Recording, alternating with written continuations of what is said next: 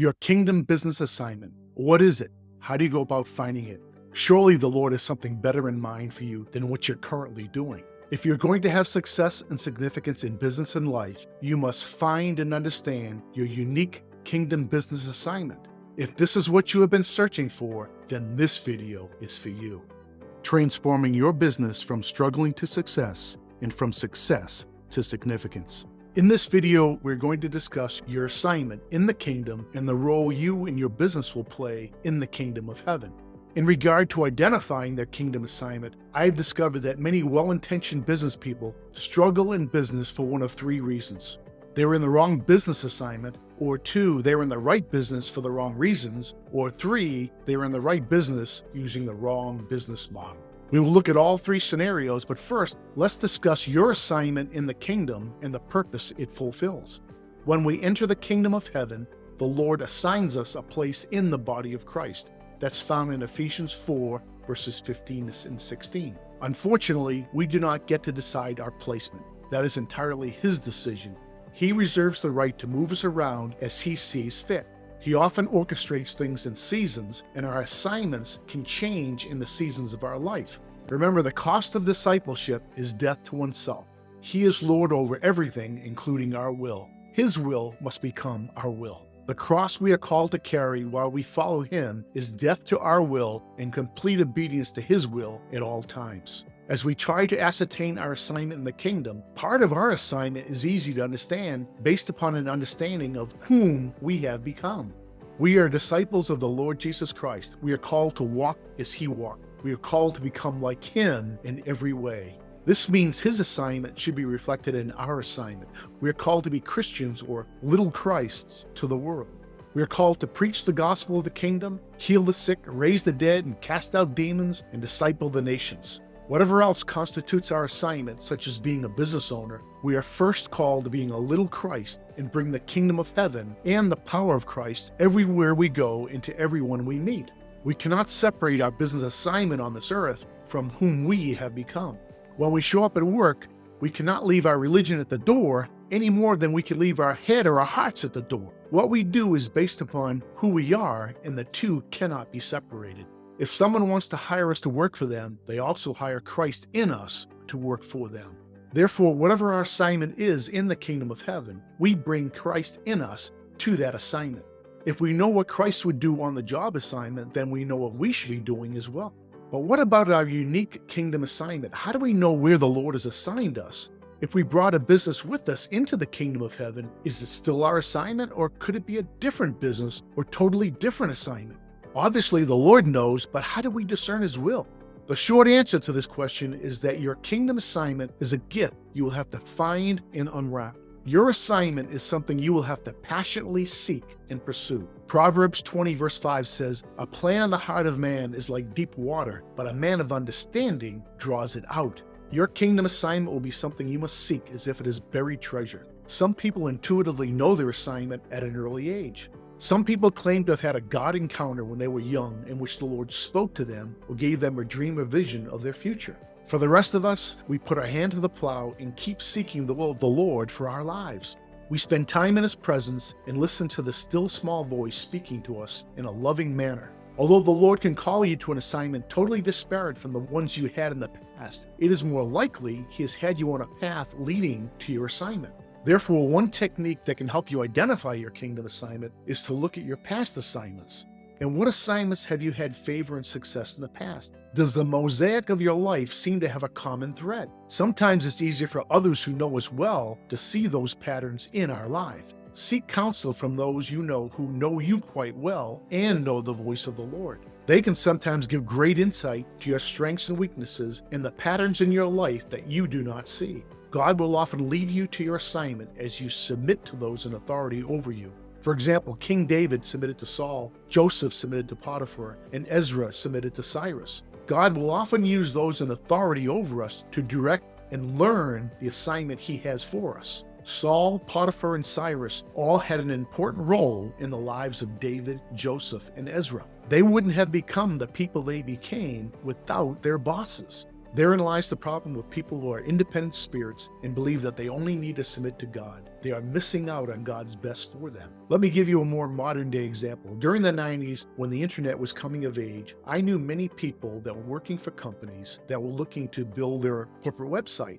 These people went to classes to learn HTML programming and other methods of internet programming to develop the website. Most of them didn't want to do it. They saw this as something that was a waste of their time. They didn't enjoy it. They wanted out of it, but they did it out of obedience because that was the place of their assignment. Fast forward several years later, what were many of these people doing? They had started their own company. Doing what? Developing websites for other businesses. Where did they learn those skills? From their previous boss. Not directly, but the boss made them learn the things that they had to do. Don't miss out on the assignment that your boss has for you. Business people who are in the wrong business or wrong kingdom assignment frequently fail in their business. Sometimes this is due to lack of passion for what they're doing. The only reason they were in the business in the first place was to make money. They were chasing money and not their kingdom assignment. They didn't see their business as an assignment. They only saw it as a way to make money. That is a sad place of existence and should only occur for those outside of the kingdom. On a related note, I have never met anyone who was successful at any assignment that lacked two qualities in abundance: passion and discipline.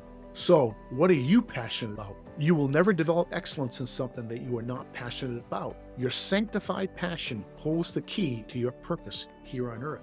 What many Christian business people fail to grasp is that sometimes God wants them to fail in their business. Why? The faster they fail in this business, the faster He can move them into the right business, their true kingdom business assignment. If God blessed everything you worked on, how would He ever get you to abandon your will for your life and start seeking His will for your life? If your business is failing, it's possible that God is trying to get your attention to tell you something. He might be trying to tell you that there's something better in mind for you, and the sooner you let go of this business, the sooner He can put you into the business He's already blessed for you. Even if business people succeed in the wrong business, good can be the enemy of great.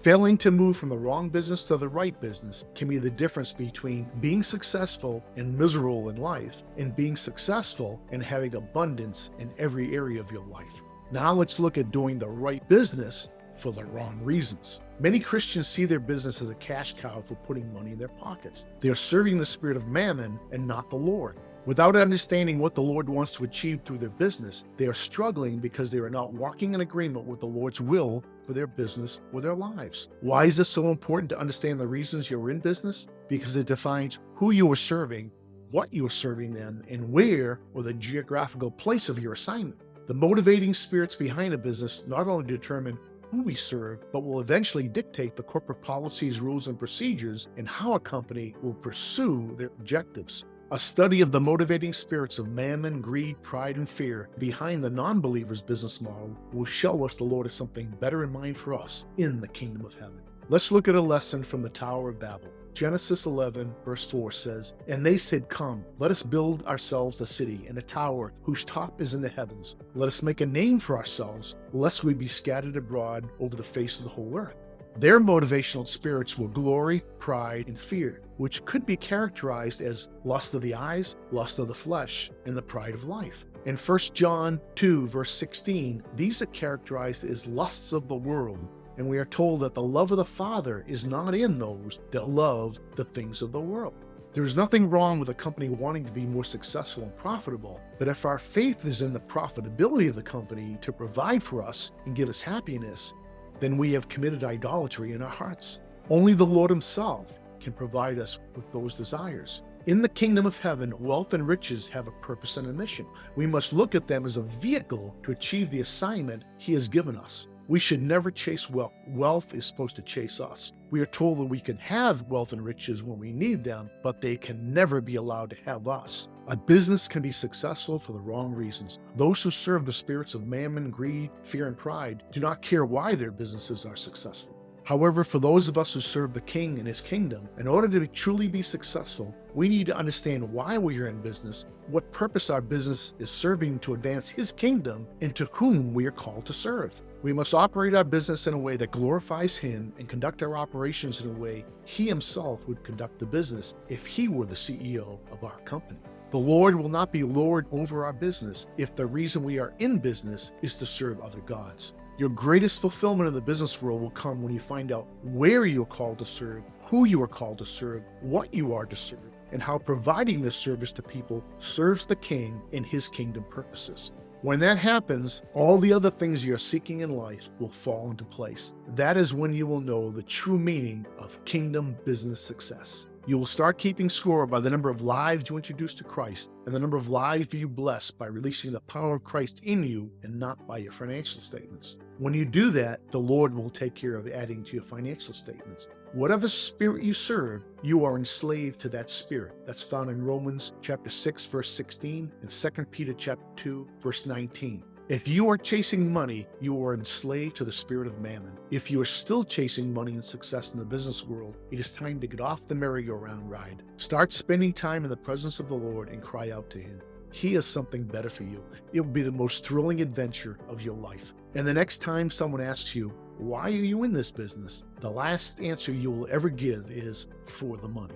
Then there is the right business using the wrong business model or doing it the wrong way. Let's assume you now have a pretty good understanding of your kingdom assignment. You're starting to see your business as part of a kingdom assignment and seeing it from the Lord's perspective. You now have a pretty good idea how your business serves the Lord and his kingdom, and you can see the kingdom purpose for what you're doing. Sounds like everything should be clicking pretty smoothly, right?